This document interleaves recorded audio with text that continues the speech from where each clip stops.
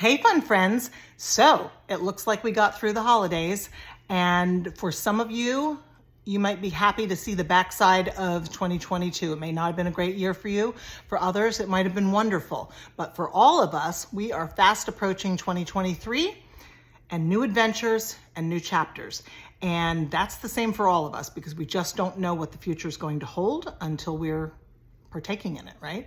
So I wanted to talk a little bit tonight about New Year's resolutions and why typically they don't work. And maybe, I don't know, what I think might be a better solution or what is working for me right now. Because I started my New Year's resolution before New Year's.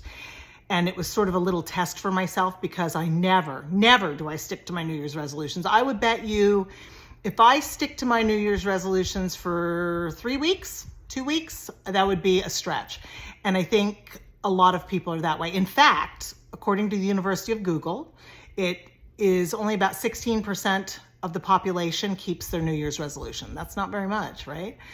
I've got some theories behind why this happens. I've thought about it because even for my own self, it's always the same. It's always let's lose weight. Let's lose weight. Let's lose weight. I think that's for a lot of people. Let's get in better shape. And again, I stick to it for a little bit until I pull a muscle or I get sick or something, and then I have a new excuse to stop.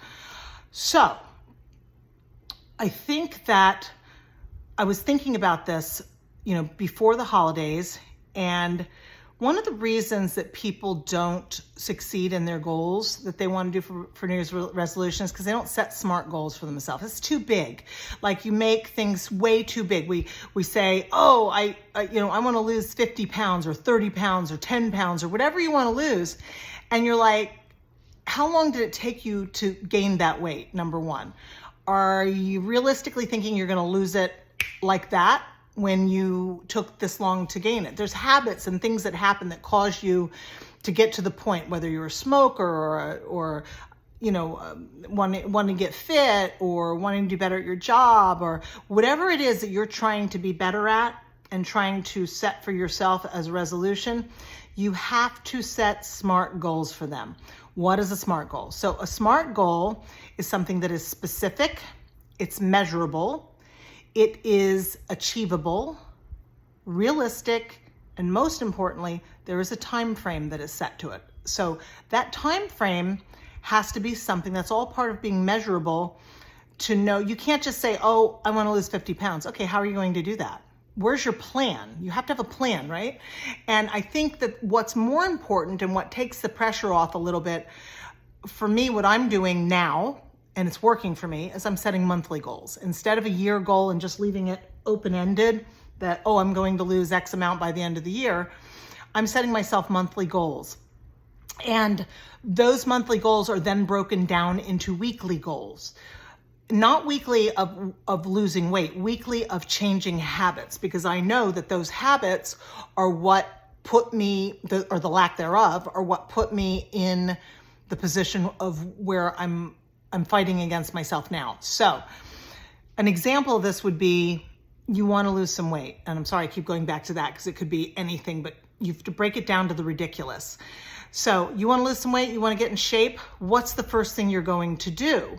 You're going to maybe start drinking water, more water. You're going to set yourself a timer, a certain time of day that you're going to stop eating, or you're going to cut out sugar, but maybe you can't cut it all out cold turkey. So maybe you just start with, I'm going to cut out processed sugar and maybe I'm just going to eat fruit. And all you guys out there are going to go, oh, sugar's fruit. Well, yeah, I know it is, but it's a natural fruit. And you're going to go, well, sugar. I get it, keto people. I was on keto, I get it. But what I can also tell you is that for many of us, sugar is an addiction. And you can't just go cold turkey, so you have to start somewhere. And if keto's not your bag and you want to do something else, then you have to look at what it's going to realistically take to get to that part. And that's where you have to plan.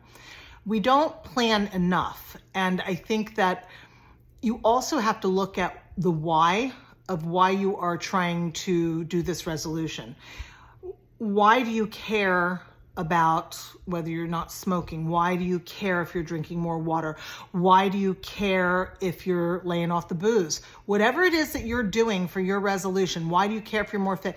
Well, for me, it's because I'm a young grandmother and I want to stay fit and active and healthy for my grandchildren. I was a young mom, I was a teenage mom, and for those of you who don't know, I have 5 grandchildren and 1 on the way. And you'd be surprised, a lot of people are surprised to hear that, but I was a young mom, and my oldest son was relatively young when he had his first children. So it's one of those things that it's important to me not only just to look my best, but also because I want to have a quality relationship with my grandchildren that endures, and I don't want to be the granny in the corner just passing mints out of her pocket. I want to be the grandmother that's going to Disney and who's riding on roller coasters with them and things like that. I don't want to pigeonhole myself into being an elderly person, when I can make myself be young at heart, be young in my body, be young in my mind, and truly, when people say age is a number, it can be, but you have to start somewhere. And so whatever your goal is, maybe you want to have more self-confidence. Maybe you need to you want to be more tidy, different things like that. There's books, there's self-help groups, there's all kinds of things online, but you have to start somewhere that's realistic. It has to be specific, and you have to specifically break those goals down. So if you know that there are things that you want to achieve by the end of 2023 or before or whatever, you have to start first with what that looks like. Draw yourself a flow chart, do whatever you need to do. But maybe also look at that why a little more closely. And that in turn can be your motivation, number one. The motivation to do whatever it is that you need to do is internal, and you have to figure out what that is. And once you have that why, then you just have to start breaking it down to the ridiculous. And if it doesn't matter how minute it is, if you know that it's going to take you 3 weeks or a month or whatever to start drinking 8 glasses of water a day or whatever you want to do, then you start it.